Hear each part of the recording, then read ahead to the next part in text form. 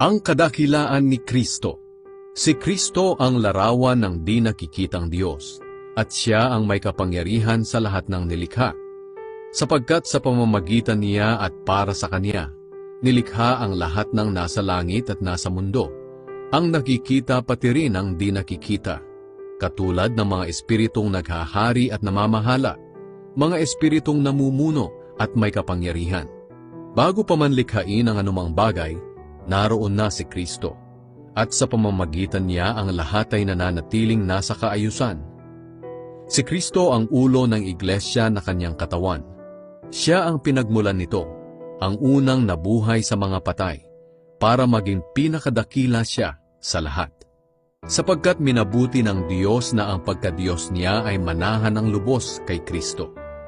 At sa pamamagitan ni Kristo, ipagkakasundo sa Kanya ang lahat ng nilikha sa langit at sa mundo. Ginawa niya ito sa pamamagitan ng dugo ni Kristo sa krus.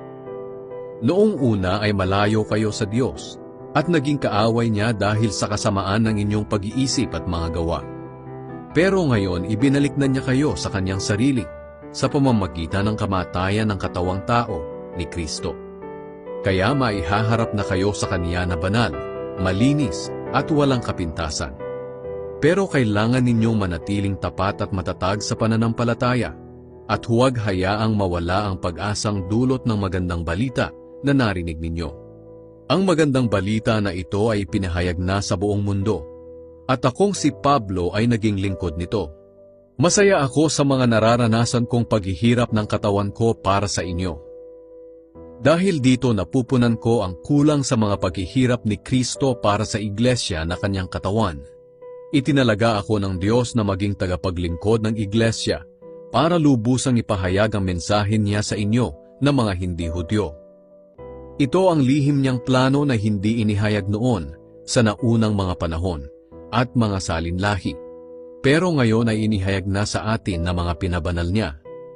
Nais ng Diyos na ihayag sa atin ang dakila at kamangha-mangha niyang plano para sa lahat ng tao. At ito ang lihim na plano. Si Kristo ay sumasa inyo at ito ang basihan ng pag-asa ninyo na inyong makakamta ng napakabuting kalagayan sa hinaharap. Kaya nga ipinangangaral namin si Kristo sa lahat ng tao. Pinapaalalahanan at tinuturuan namin ang bawat isa ayon sa karunungang ibinigay sa amin ng Diyos. Sa ganoon, maihaharap namin ang bawat isa sa Diyos ng ganap sa pakikipag-isa nila kay Kristo.